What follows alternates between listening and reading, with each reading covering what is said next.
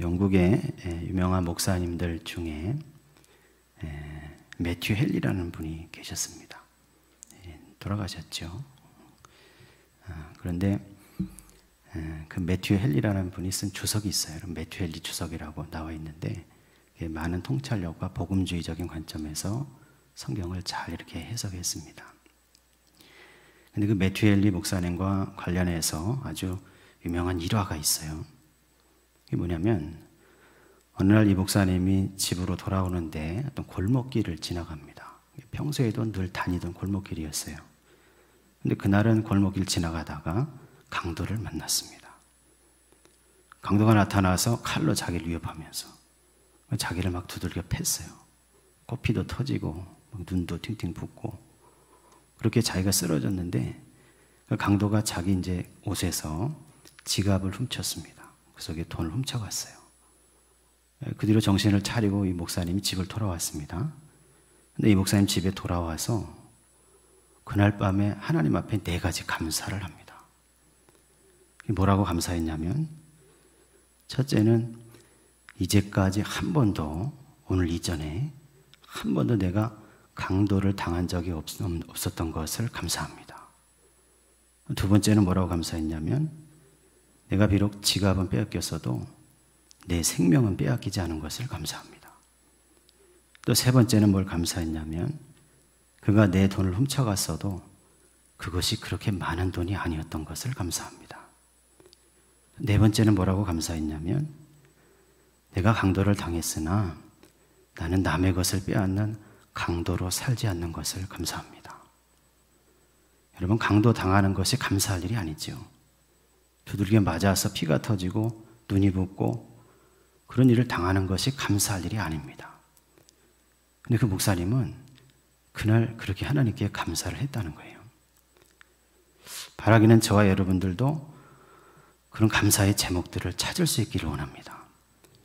근데 여러분, 우리나라 목사님들 중에도 그런 비슷한 목사님이 계세요. 지난 수요일 날도 한번 말씀을 드렸는데 여러분, 예전에 고구마 전도왕이라는 책을 쓰고 그 전도를 일으켰던 목사님 계십니다. 그때는 집사님이었죠. 김기동 집사님인데 우리 이단으로 알고 있는 베레아의 김기동 목사님하고 다른 분입니다. 근데 지금은 그 집사님이 목사님 되셨어요. 미국의 남침례 신학교를 나와서 LA 근교에서 소중한 교회를 담임하고 계십니다. 근데 그 김기동 집사님, 그 김기동 목사님이 맨 처음에 예수 믿을 때 자기 이런 간증을 해요. 늘 자기는 자기 품속에다가 감사헌금 봉투를 가지고 다녔대요. 자기 품속 주머니에다가 감사헌금 봉투를 여러 장 갖고 다니는 겁니다. 왜 그랬냐면 인생을 살다 보면 여러 가지 안 좋은 일들이 일어나잖아요. 그래서 안 좋은 일들이 일어날 때마다 이분이 어떻게 했냐면 감사헌금 봉투를 꺼내서 거기다 감사 기도 제목을 적고 감사헌금을 작정했다는 겁니다. 실제로 그렇게 했대요. 자기 회사가 불이 났을 때 한 번은 회사가 불이 났는데도 그때 감사헌금을 작정했다는 겁니다. 어느 날을 자기 차 사고가 났어요. 사고가 났는데도 감사헌금을 작정했다는 거예요. 그렇게 하다 보니까 여러 가지 인생에 어렵고 힘들고 역경이 되는 일들을 만났는데 그럼에도 자기 마음에는 평강이 오더라는 거예요. 오늘 저와 여러분들도 한번 그래 봤으면 좋겠어요. 감사 헌금을 막 작정해서 내라 그런 얘기가 아니라 그 집사님이 하는 얘기입니다. 그렇게 함으로써 내 마음속에 썩어가는 것을 드러내야 된다는 겁니다. 근데 무슨 얘기냐면 여러분, 음식을 꺼내놓으면 파리가 막고 있죠. 근데 그것이 썩어버리면 파리가 더 많이 꼬입니다. 마치 그런 것처럼 내가 어려운 일을 만날 때, 힘든 일을 만날 때 내 마음속에 불평이 생기고 불만이 생기고 분노가 생기고 그리고 좌절감이 들고 두려움이 찾아오면 그것이 내 마음을 썩게 한다는 겁니다. 그래서 그게 썩을수록 사탄의 졸개들이 막 달려든다는 거예요.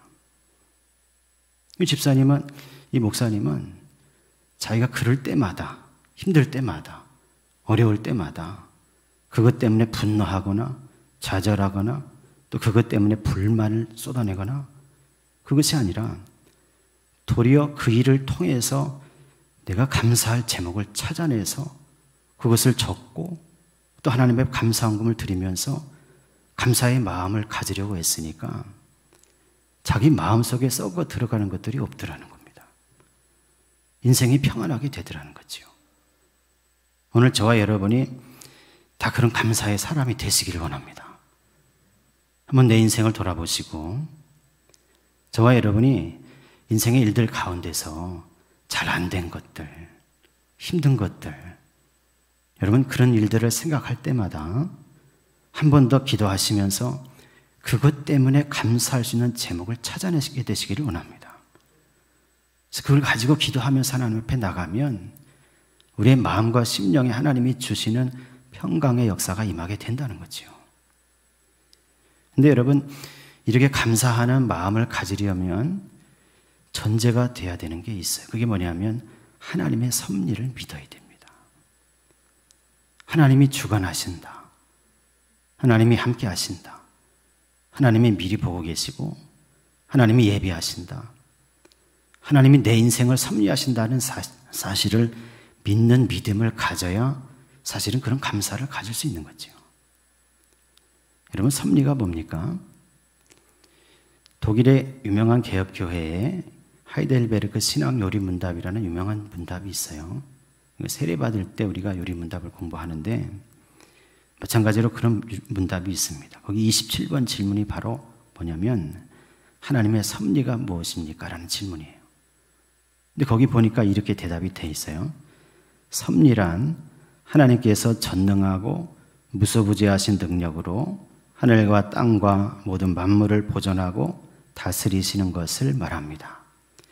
그렇게 다스리심으로 꽃잎과 풀잎, 비와 가뭄, 풍년과 흉년, 그리고 양식과 음료, 건강과 질병, 번영과 궁핍, 이 모든 것들이 사실상 우연히 생기는 것이 아니라 하나님 아버지의 자애로운 손길로부터 오는 것임을 고백하는 것입니다. 여러분 섭리가 뭡니까? 하나님께서 주관하신다는 것을 믿는 거지요. 하나님의 전능하시고 무소부재하신 능력으로 땅과 하늘과 만물을 주관하시고 거기서 역사하고 계심으로 우리의 삶의 풍년과 흉년도 또 우리 삶의 건강과 질병도 우리 삶이 번영하거나 궁핍하게 되는 것도 다 하나님의 손 가운데서 일어나게 되는 일인 것을 믿는 것이 섭리의 신앙입니다. 오늘 저와 여러분이 그런 신앙으로 살아가시기를 간절히 원합니다. 영어로 섭리는 providence 이렇게 말하죠. 그런데 이 providence라는 말은 라틴어 providentia라는 단어에서 왔어요. 프로라는 말은 앞으로라는 뜻이고 바이덴시아는 본다는 뜻입니다.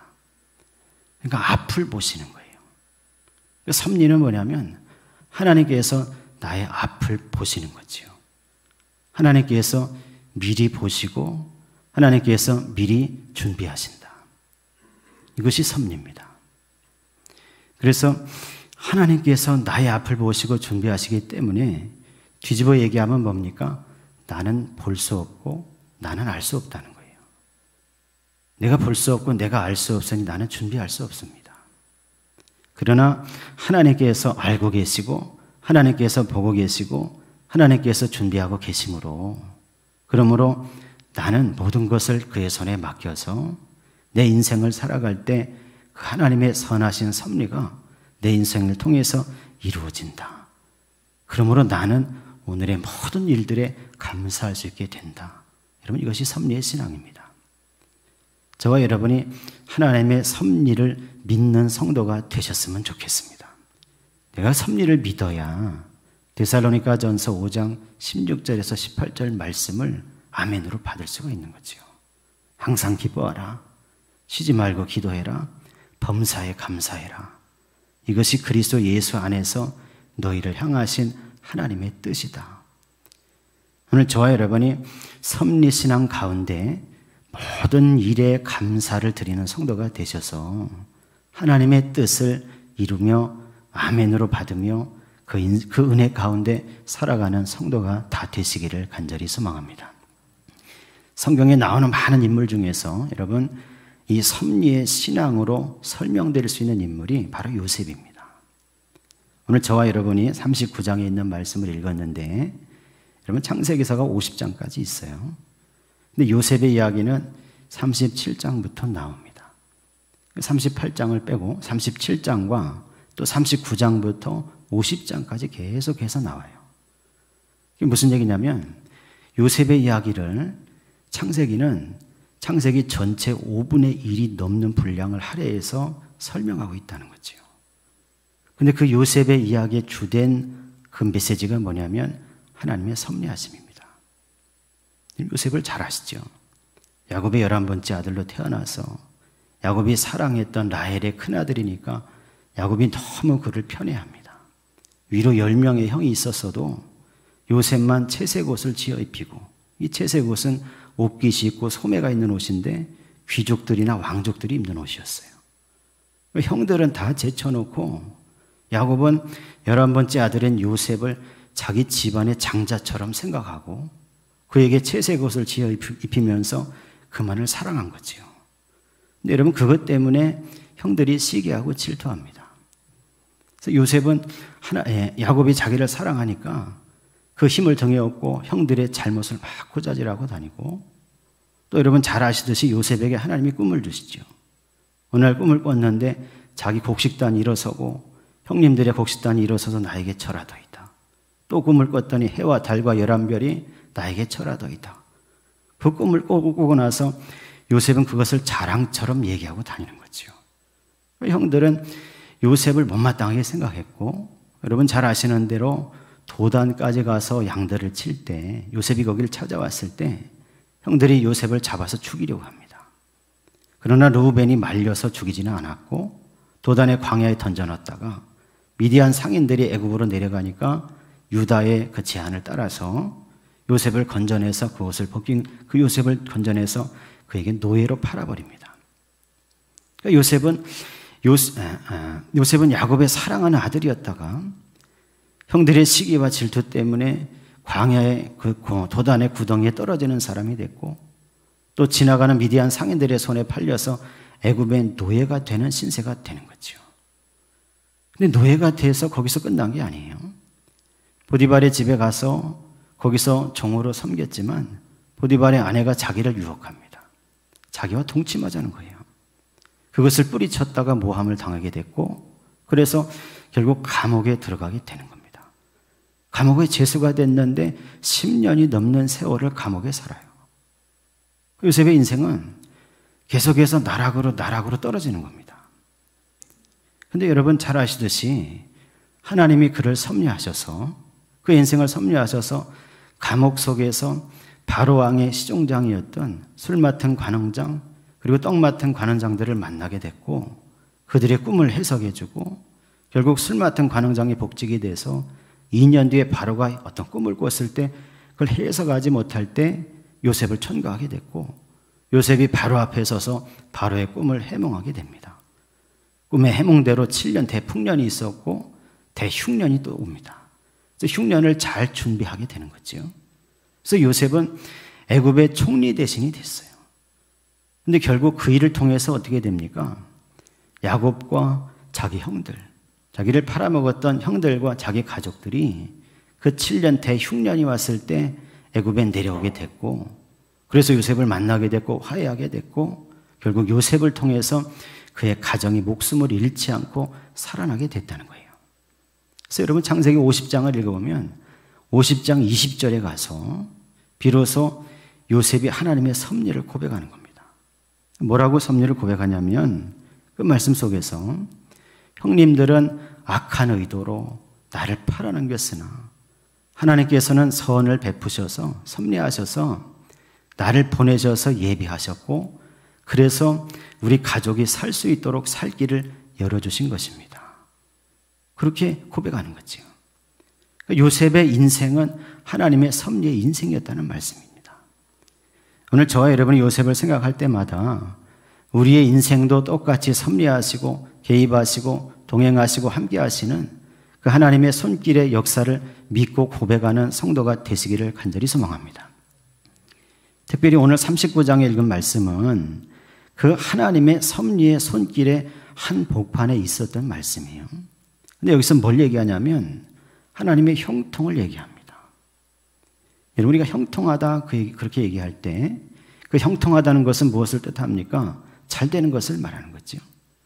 일반적으로 형통하다 그 얘기는 저 사람이 사회적으로 높은 지위가 생겼고, 저 사람이 재물을 많이 얻었고, 저 사람이 하는 일마다 남들 보기에 부러울 만큼 잘 됐구나, 형통하구나, 그렇게 생각하는 거죠.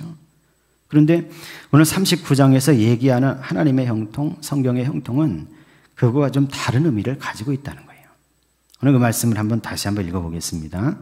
오늘 39장에 먼저 1절에서 3절 말씀을 다시 한번 읽어보겠습니다. 요셉이 이끌려 애굽에 내려가매 바로의 신하 친위대장 애굽 사람 보디발이 그를 그리로 데려간 이스마엘 사람의 손에서 요셉을 사니라. 여호와께서 요셉과 함께 하심으로 그가 형통한 자가 되어 그의 주인 애굽 사람의 집에 있으니 그의 주인이 여호와께서 그와 함께 하심을 보며 또 여호와께서 그의 범사에 형통하게 하심을 보았더라. 아멘. 지금 요셉이 어떻게 됩니까? 애굽의 노예로 팔려가서 보디발의 집에 종이 됐다는 겁니다. 그런데 성경은 뭐라고 얘기하냐면 여호와께서 요셉과 함께 하심으로 그가 형통한 자가 됐다고 얘기합니다. 한번 생각해 봐야죠. 여러분, 사랑하는 야곱의 아들, 그 집안의 기둥처럼 생각됐던 그 요셉이 형들의 시기로 팔려가서 노예가 됐고, 팔려가서 한 집의 종이 돼서 노예로 살아가는데, 여러분, 그것이 형통한 일이냐 하는 걸 생각해 봐야 된다는 거예요. 근데 성경은 뭐라고 하냐면 여호와께서 그와 함께 하심으로 그가 형통한 자가 됐다는 거예요. 여러분, 저와 여러분이 이런 형통을 받아들일 수 있습니까? 성경은 뭘 얘기하냐면 너의 삶에 노예가 되는 어려움, 너의 삶에 역경과 환난이 닥치는 그런 어려움들이 있는데, 그런데 형통한 자가 된다는 건 뭘 얘기하냐면 그런 어려움 속에서 하나님께서 함께 하시는 것을 얘기하는 거예요. 형통한다는 말은 찰라라는 히브리어인데 이게 무슨 뜻이냐면 그 원어의 뜻을 살펴보면 돌파한다는 뜻입니다. 무엇을 해치고 나아간다는 뜻이에요. 이 형통한다는 뜻입니다. 세상의 형통과 성경이 얘기하는 형통이 다른 거죠. 그 밑에 있는 말씀도 한번 읽어보겠습니다. 39장 20절에서 21절 그리고 23절을 같이 한번 읽어보겠습니다. 20절과 21절을 읽겠습니다. 이 요셉의 주인이 그를 잡아옥에 가두니 그 옥은 왕의 죄수를 가두는 곳이었더라. 요셉이 옥에 갇혔으나 여호와께서 요셉과 함께 하시고 그에게 인자를 더하사 간수장에게 은혜를 받게 하시매. 23절로 갑니다. 간수장은 그의 손에 맡긴 것을 무엇이든지 살펴보지 아니하였으니 이는 여호와께서 요셉과 함께 하심이라. 여호와께서 그를 범사에 형통하게 하셨더라. 아멘. 여러분, 이게 무슨 얘기입니까? 요셉이 이제 노예가 아니라 죄수가 됐다는 거예요. 모함을 당해서 감옥에 갇히는 사람이 된 겁니다. 근데 그 기간도 10년이 넘어가요. 근데 성경은 뭐라고 얘기하냐면 요셉과 함께 하심이라 여호와께서 그를 범사에 형통하게 하셨더라. 이렇게 얘기하는 겁니다. 노예가 되고 죄수가 되는 게 형통한 길입니까? 오늘 저와 여러분에게 하나님 은혜가 있기를 원하는데 이 형통의 의미를 바로 알게 되시기를 원합니다. 형통은 해치고 나가는 거예요. 돌파하는 겁니다. 무엇을 돌파합니까? 노예가 되는 일, 죄수가 되는 일 같은 인생의 역경과 어려움과 환난과 고난과 두려운 것들을 돌파해 나갈 힘을 주시는 게 형통이에요. 오늘 저와 여러분에게 그런 은혜 있기를 원합니다. 무슨 은혜입니까? 하나님이 나와 함께 하시는 은혜. 인생에 고난이 없는 게 아니고 역경은 찾아올 수밖에 없는데 그 삶의 순간의 삶의 자리에서 하나님이 함께 하셔서, 그래서 그것을 돌파해 나갈 수 있는 지혜를 주시는 거. 그것을 이겨나갈 수 있는 하나님의 사람들을 만나게 하시는 거. 그 일들에 내가 좌절하지 않고 낙심하지 않고 최선을 다해서 하나님의 손을 붙잡고 그것을 이기게 하는 힘을 주시는 거. 오늘 저와 여러분이 그런 형통한 복을 받게 되시기를 간절히 원합니다. 여러분이 요셉의 이야기를 쭉 읽어보면 요셉은 한순간도 낙심하지 않아요. 한번 생각해 보면 절망할 만도 해요. 17살 나이 형들의 손에 팔려서 노예로 팔려서 미디안 상인들을 따라갈 때 여러분 그 거리를 보니까 500km가 넘어요. 도단에서 애굽까지. 광야길을 노예로 팔려갔으니까 꽁꽁 묶여서 낙타 뒤에 딸려서 걸어갔겠죠. 500km가 넘는 길을 끌려갔어요. 가서 애굽의 한 시장에 노예로 서 있습니다. 낙담하고 낙심하고 절망할 만하죠. 근데 요셉은 절망하지 않습니다. 보디발의 집에 끌려갔을 때 종이 되어서 얼마나 열심히 일하는지 몰라요. 최선을 다해서 하니까 보디발이 그를 볼 때 하나님이 그와 함께 하신다 하는 것을 느낄 수 있을 정도로. 그리고 보디발의 아내가 자기를 유혹해서 그것을 거절했다가 모함을 당해서 죄수가 됐는데 이제는 감옥에 떨어져 10년 세월을 지나가는데도 요셉은 낙심하고 절망하지 않습니다. 물론 하나님 앞에 왜 그러느냐고, 왜 이렇게 하시느냐고 따졌었겠죠. 그러나 얼마나 열심히 자기 그 상황에서 살아가는지 간수장도 그를 보고 놀라는 겁니다. 감옥에서도 모든 사물을 그에게 다 맡겼다는 거예요. 여러분, 이것이 무엇을 얘기합니까? 오늘 저와 여러분의 인생에도 하나님이 섭리하시고 형통한 지혜와 능력과 은총의 길을 주시는데 문제는 그 삶의 순간에서 우리가 낙심하고 절망하지 말아야 된다는 거예요. 어려움이 다가올 때, 두려움이 다가올 때, 걱정과 염려가 몰려올 때 낙심하고 절망하지 마시고 내가 처한 삶의 상황 가운데 요셉처럼 최선을 다하는 인생을 살아가시기 원합니다. 하나님은 그것을 바라보시고 그의 인생에 동행하시고 그 일을 이겨나갈 수 있는 지혜와 능력을 더하시는 하나님이시다. 형통하게 하시는 하나님이시다. 오늘 저와 여러분이 이것을 고백하고 살아가는 성도가 되시기를 간절히 원합니다. 그러므로 섭리와 형통을 생각하며 믿는 성도는 우리 인생 속에 벌어지는 모든 일들을 하나님의 손에 맡기는 성도가 되어야 할 줄로 믿습니다. 좋은 일이나 나쁜 일이나 여러분 살고 죽는 일까지도 다 하나님의 손에 맡겨드리시기를 원합니다.